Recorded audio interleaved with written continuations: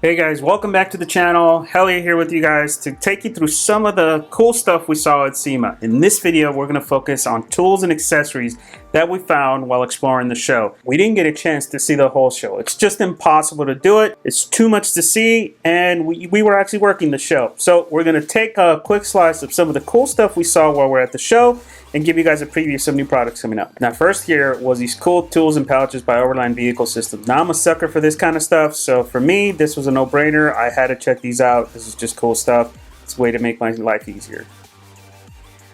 Next up is Wright Industries. They introduced a new base plate for the F-150s that fits under the seat. I wish I had this a couple weeks ago before we went to SEMA. I could have used it, but it's really cool to see these guys innovating in new products. They're expanding to the Jeep market and Dodge market, and pretty soon they're going to bring out stuff for Chevys and GMCs too. So really great to see this company start growing. Love their products, and they may be getting into the tool rolls and tool bags market, which is a big plus for me. Now this next one, this is probably something you guys have seen before. I've never seen it before, but I really love these little socket rails that have these little twist and lock. I've always bought cheap ones. I never knew that they made twist and lock stuff, so I thought it was cool. I'm definitely going to be getting some, so this is going to be added to my toolkit here pretty soon. Next up is Pro Eagle. I've used their jacks for a couple of years. It's really great to see how the company has grown since then. They got a ton of jack options. As you can see here, they got attachments now, so you can use their big wheel jacks to move trailers. And they got some new products where they're starting to get into the UTV market. Here they were showing off the new jack system. They use the CO2 to raise and lower jack system. Really cool product for the UTV market. Not really strong enough for the truck market, but still a cool product. So they developed this adapter that goes between their power tank and our regulator, so that you can hook it up and have your almost unlimited supply of CO2 operated. It's a much smaller footprint too. What's the rating on these? How much weight can they hold? 1,900 to 2,000 pounds. So more UTV. Correct. Right. Okay. That's still great, man, because UTV options, there's not much out there. Right. Yeah, that's pretty cool. Yeah, thank you. Cool new product, man. Thank you. This was kind of cool to see in the tire area. These robotic tire changing robots, I guess is what you would call them. And the idea behind these is minimal effort required by your tire changing guys. They don't even have to stretch their backs or anything like that. The machine helps them basically do all the heavy lifting, do all of it. It's all fully automated. They just kind of have to keep an eye on the machine. Really cool. There was actually a couple of these on the show floor.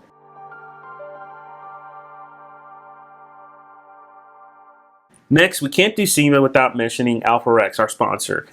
They had a really cool booth with a lot of interest on all the lights. They had almost all the lights on display, including some of their prototypes. And I mean, we use this product, guys. They make a solid light setup. They do two options, a low-cost halogen version with LED planks, and then they do their high-end version, which is a full LED setup that you see on the truck, as well as what the setup you see on my truck. I actually run these lights on my truck right now. If you haven't done so already, we've done comparison videos of how good these lights are compared to stock lights. And at the show, they introduced a couple new lights for the Toyota market. They're going to be going into like the 4Runners and Tacomas. So it's really cool to see these guys expanding their product line and doing more trucks and starting to get into the SUV side. Now next was kind of an interesting company, Armadillo. And I'm a sucker for sports bars and racks on the bed. And these guys by far had the best options that I've seen in a long time.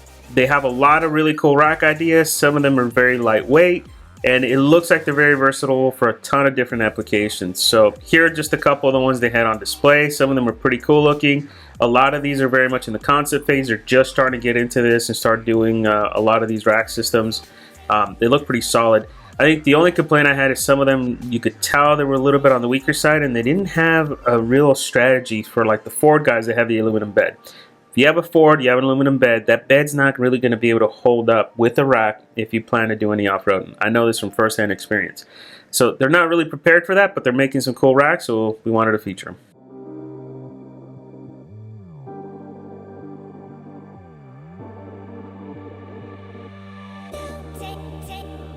Now this next one, I had to stop by and check it out. Banks Power's new Diff cover. If I hadn't already done the Ford Performance diff cover, this would be on my list of things to buy. And their new diff cover is super cool.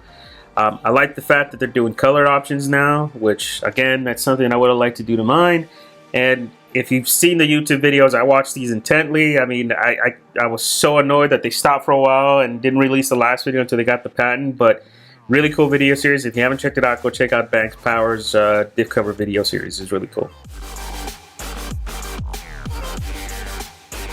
Now lastly here is probably one of the more interesting builds at SEMA, and that was the Leers Tanami retractable sports bar / cap thing. Now I know a lot of you guys know this already, right? I think you got a lot of you seen this cap before, and it was kind of strange to see it on the Leers display because I don't know if they actually designed it. They may have purchased the rights for this and they're going to be building it pretty soon, but it's nowhere on their website. So not sure when that's going to happen, but it was still mesmerizing to check this thing out. I love the idea of going from a sports bar to a full cap. The only drawback I see here is, you know, the rails could probably get kicked up with mud or dust or whatnot. So for me off-roading, I would have to keep those clean. And then where would you store all these metal panels? I don't know. To me, I think this is pretty cool, but I would like to see maybe something that uses canvas in between the sections, maybe. You know, something that's a little bit easier to fold up and carry in the back of the truck or something like that. Or maybe there's a way that this integrates into the front of the bed or something like that so it all stays protected. Not sure, but I love the idea of being able to expand from a sports bar all the way to a full cap or even a half cap, as you saw here. You could probably do a half cap.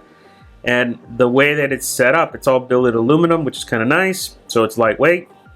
And then the doors had these really cool lights on them. So it looks like in the future, you could probably integrate some chase lights into the doors or into the sports bar, something like that. So again, really cool idea. I'm a big fan of sports bars and collapsible and expandable type of solutions. And this was very cool to see.